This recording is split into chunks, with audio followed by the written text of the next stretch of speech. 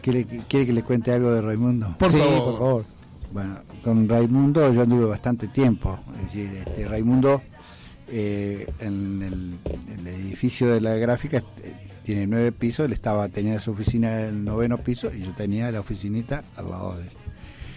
Y entre otras cosas, trabajé en la Federación Gráfica y organizando todas las comisiones internas de los gráficos en Capital Federal. Era un gran aguantadero del PB, digamos, la Federación Gráfica. Sí, lo que ocurre, pero primero, porque lo del PB viene después. Bueno, yo viajé con Raimundo por todo el país y era realmente un personaje extraordinario. Yo estoy absolutamente convencido que, por ejemplo, el tucumanazo, se hizo un acto muy importante ahí, y habló él, que arengaba de una forma espectacular, era una cosa increíble. Aparte, él era realmente un actor, por decirlo de alguna manera. Lo estoy diciendo bien, pero sí, sabía de su capacidad, sabía de su postura.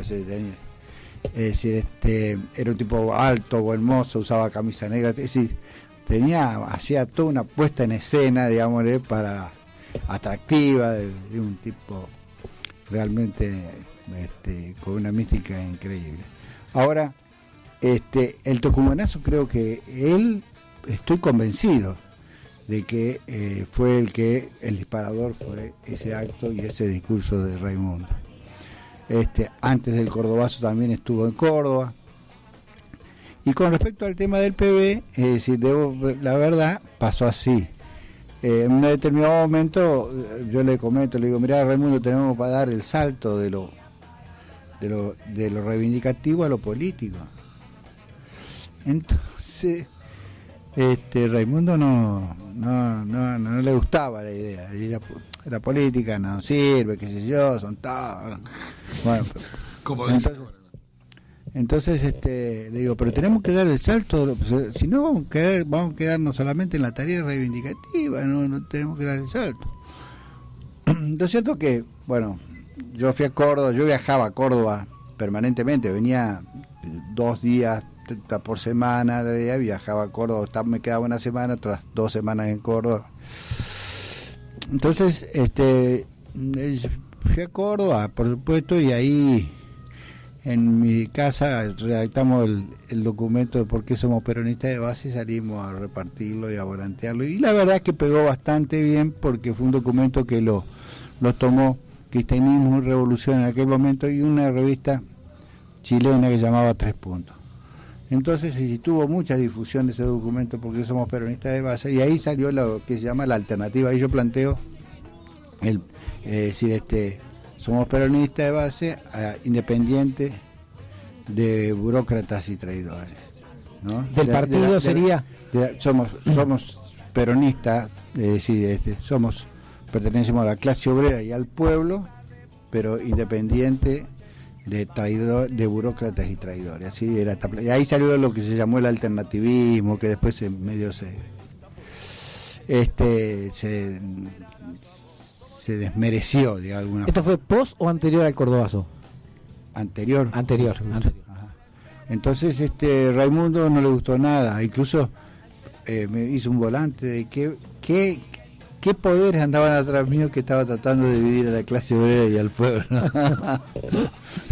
Bueno, lo cierto es que por supuesto que sabía lo cierto es que inmediatamente se dio cuenta de cómo había pegado fuerte el tema del peronismo de base en contra de los peronistas de arriba, que habían traicionado en su momento a Perón. Y Raimundo inmediatamente era como si ya lo hubiese hecho él, hubiese sido su concepción, porque además era el tipo que nos de alguna manera nos alentaba a todo esto, ¿no? Entonces participó del primer congreso que hicimos en Córdoba del peronismo de base a nivel nacional. Lo hicimos en un convento de unos curas, no sé, allá en la sierra, y llegó Raimundo, y me acuerdo, él era seminarista, fue seminarista, y además linotipista, de tal manera que era un tipo de una cultura muy amplia, y además músico. estuvo nunca está inconclusa, pero tenía una sinfonía para 250 instrumentos. Sí, pero no la terminó nunca, ¿no? De cualquier manera tenía su piano en su casa, es decir, no era un tipo muy completo. Lo cierto es que fue ahí al convento y le habló en latín al cura, que estaba en latín. Le habló en latín, entrar, porque era astuto para entrar. Era no solamente astuto, sino que era un poco, era de un tipo de un conocimiento bastante amplio, había sido además seminarista. Y después hizo un discurso recontraencendido que nos puso un motor fuera de borda a cada uno, ¿no? Bueno, un personaje realmente extraordinario, increíble. Yo viajé mucho con él, y estuve mucho con él, nos inspiró a toda una generación, nos dio muchísima fuerza. Nosotros tuvimos, en esas épocas teníamos la influencia de la Revolución Cubana, de Perón por supuesto, es decir, de tipos como Raimundo Ongaro acá, es decir, Jorge Di Pasquale fue otro compañero del sindicato de farmacia. Del sindicato de farmacia fue otro compañero que no tenía, digámosle, la impronta de Raimundo y esa prestancia, por decirlo de alguna manera, un compañero humilde, más acallado, pero de un buen discurso, muy buen compañero, muy fiel, muy leal a la causa, a Perón también, pero ¿quiere que les cuente una anécdota de Raimundo Ongaro con Perón? Sí, bueno, por favor. Yo voy, había alguien que le hacía, que era de acá de La Plata, Pedro Michelini, que le hacía de cartero a Perón. Bueno, pero en esa oportunidad yo le llevé una carta de Raimundo, le llevé una carta a Perón, fui a verlo a España. Entonces, ahora me dice Perón, después me dice, ¿usted va a hablar con Ongaro? Sí, general, le digo, yo esta noche llego al hotel y le llamo. Entonces, le llamé y le digo, mira, entonces dígale entonces que vaya a las 62 organizaciones. Me dice, Perón, me dice que le diga a Raimundo que vaya a las 62 organizaciones. Entonces yo le llamo. Digo, che, Raimundo, mira, dice el general que vaya a las 62 organizaciones, quiere que vaya a las 62. No, dice, y hablaba así, yo sí, porque faltaban 2 para hacer un discurso. Dice, yo con esos traidores a la patria, al pueblo, a la clase obrera, es decir, no me siento con esos traidores, vende patria, y se mandó un discurso impresionante, me hablaba por teléfono. Dice, yo no me siento con esos traidores, no me siento. Decirle que son traidores, ¿verdad? Que yo con esos traidores no me siento. Entonces, al otro día, yo no le dije todo, pero le dije, mire, general, dice Raimundo que con esa gente no se sienta, que no quiere sentarse. Entonces me dijo, bueno, dígale que vaya, que se quede parado, pero que vaya. Perón siempre con en la tecla. ¿Con Tosco tuvo alguna relación? Sí, ¿quién? Raimundo con Tosco. Sí, claro. Sí, claro. Es decir, tenían una relación la verdad, era una relación donde había una disputa de liderazgo. Pero, a decir verdad, la disputa la imponía un poco más Raimundo que el mismo Tosco. El Tosco era un tipo, digamos, muy formado desde el punto de vista político, ideológico, muy formado. Era un tipo que no se desesperaba por, digámosle, tampoco Raimundo se desesperaba, pero no se desesperaba por tener títulos o cosas por el estilo. Y lo cierto que Raimundo había un poco de cariño y también de recelo entre ellos, digámosle, de afecto y ¿no? Es decir, además Tosco no era peronista, era un tipo que tenía algún tipo de relación, pero tangencial, con el Partido Comunista. pero tangencial, pero era un tipo que, digamos, con absoluta, digamos, autonomía, pero un tipo, pero era un marxista, y era un tipo muy consecuente, un tipo realmente interesantísimo. Y Raimundo, es decir, era peronista, pero a su vez era cristiano, un cristiano bastante, de un cristianismo muy acendrado. Entonces, había una suerte de recelo más que todo, porque Raimundo como era gráfico, otra cosa. Había volantes, por ejemplo, los volantes que por ahí hacían los gráficos, decía los chinos comunistas, en contra, ¿no? Un volante en contra, y entonces encabezaba la lista Raimundo Ongaro, todos. Le poníamos. De esas 38.000, han pasado 38.000 cosas. Lo importante era que era un tipo que no comía al mediodía, de tal manera que toda la gente, había una cantidad de compañeros que estaban todo el día, digamos, alrededor de él. Yo le llamaba la familia Mason. ¿De acuerdo? La familia Mason.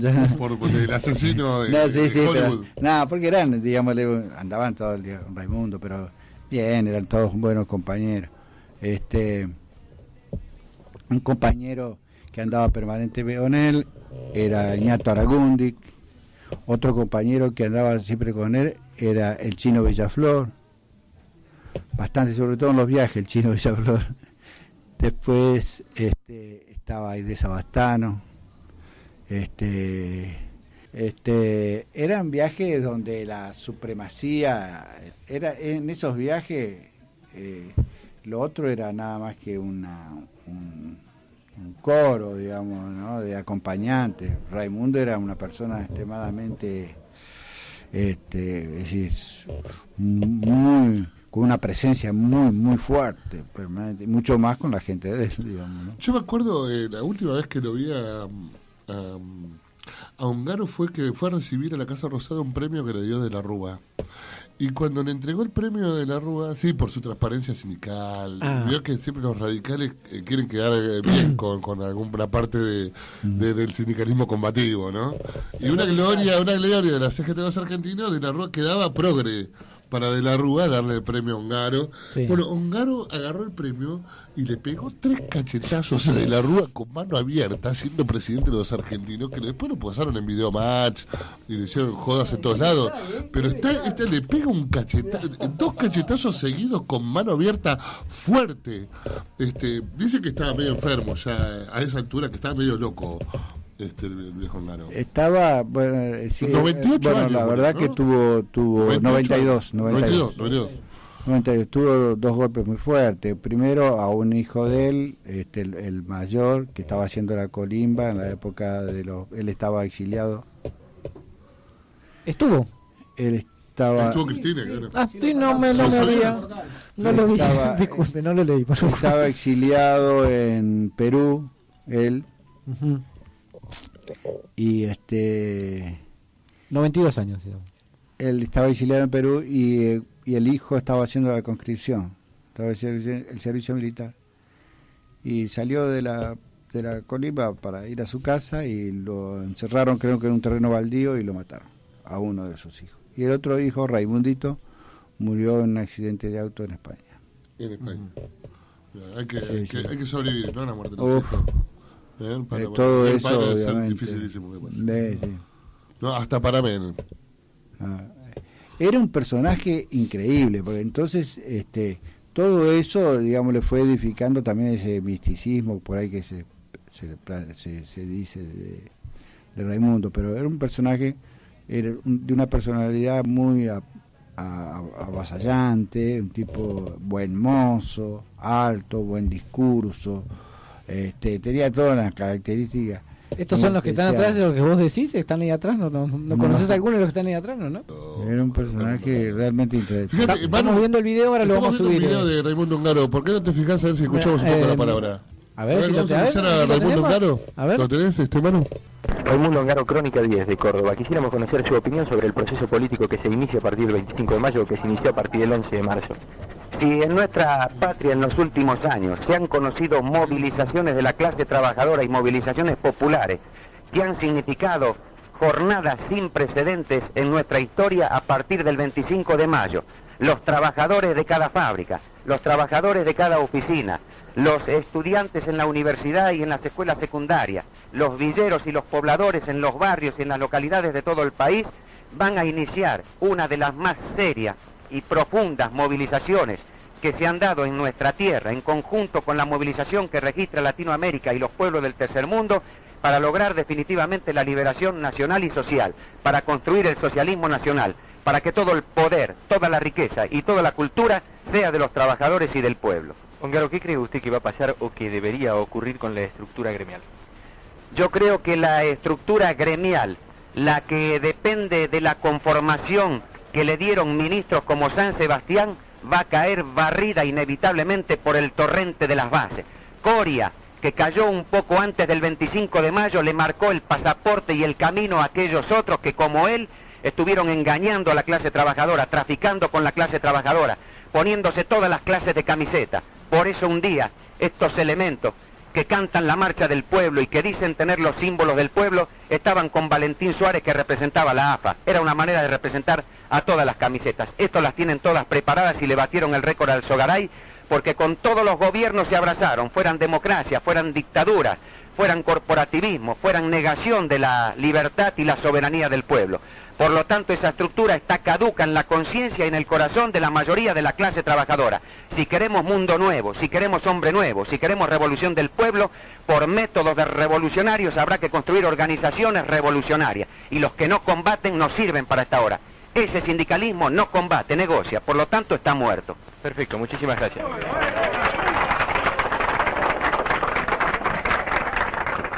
Bueno, seguimos en Refugio de Pecadores. Escuchábamos impresionante testimonio de época. A mí me quedó así lo que decíamos recién, ¿no? A Bandor se lo querían poner, se ha puesto todo, ¿no? Sí, y bueno, y se lo llevaron. Así, ¿no? Saludos a Bandor, era... Conte, sí, bueno. ¿Qué te pareció escuchar a Ongaro? Bueno, para mí sí, bueno, me gusta mucho, me acuerdo mucho.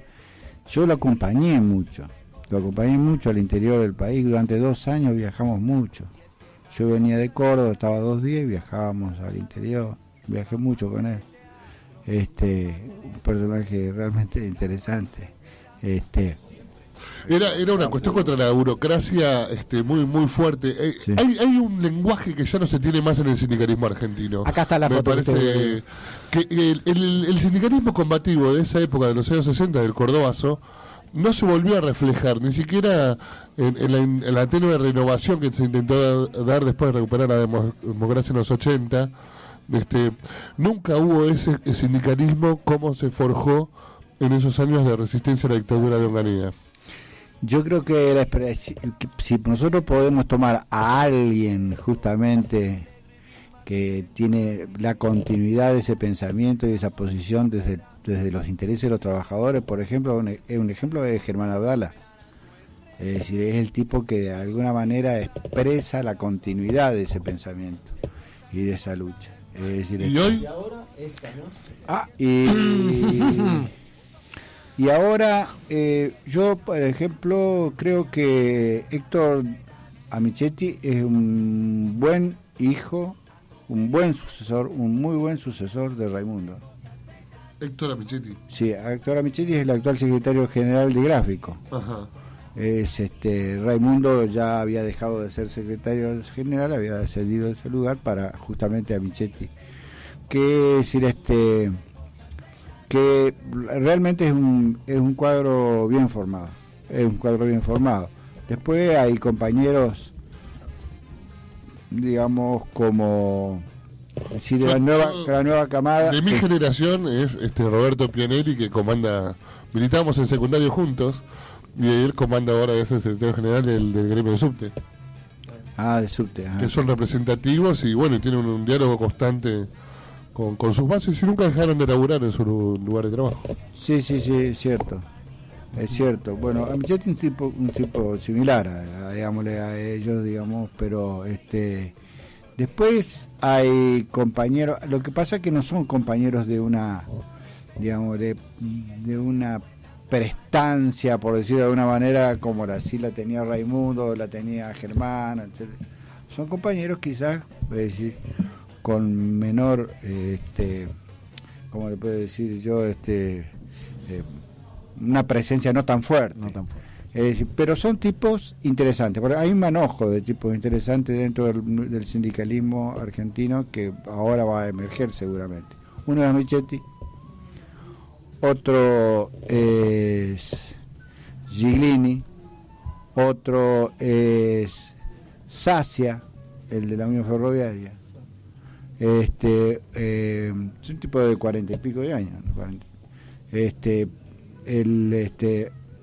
Smith mismo, Plaini. Smith se para diferente a mí. Plaini, Camoyano. Plaini. Yo lo veo de una manera diferente cuando Plaini es un tipo que se formó junto con Germán.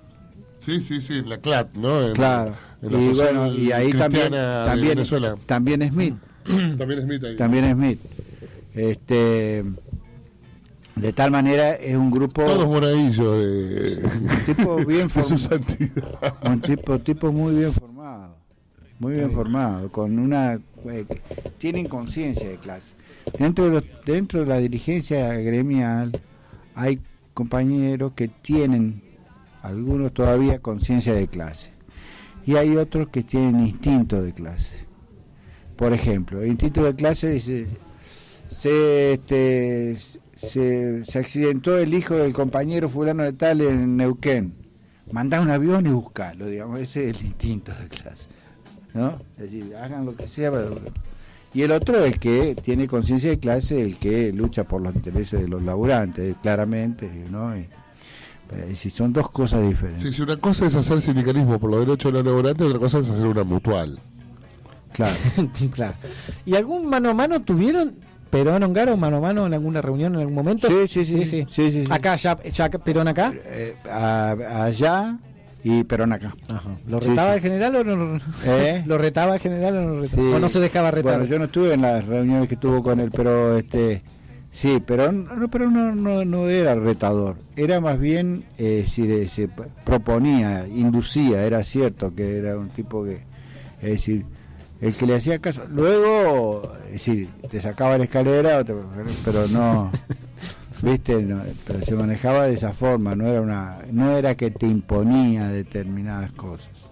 Es importante porque trataba de claro, él decía que conducir es persuadir, decía, justamente, y no mandar, digamos, decía Perón. Entonces, por ejemplo... Qué bien esa frase es de conducción política, ¿no? También, pero qué bien que le hace a todos nuestros compañeros dirigentes de cada espacio político, ¿no? De cualquier línea interna, ¿no? Porque siempre es ordenar. Últimamente, desde que tengo memoria, desde la transformación... ¿no? De la política más rentada.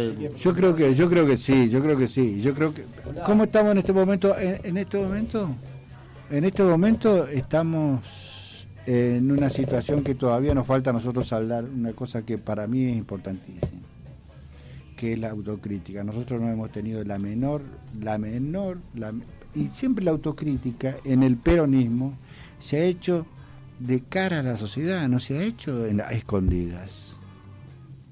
Se han plantado la autocrítica y las críticas y la autocrítica de cara al sol, de tal manera de que todo el mundo por eso dice que el peronismo siempre es un despelote, justamente porque se discuten las cosas, digamos, de una forma, es decir,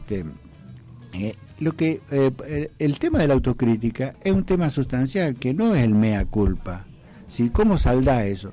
Yo el otro día, por ejemplo, le digo, por ejemplo, Perón después del 56 dice, fíjense lo que decía, o sea, esa era una clara autocrítica: no hemos caído, nuestros adversarios no nos han derrotado, hemos caído por nuestros propios errores, por nuestros propios defectos, porque porque hemos creído que gobernar es una ganga. No, gobernar es un compromiso muy fuerte con el pueblo, no es una ganga.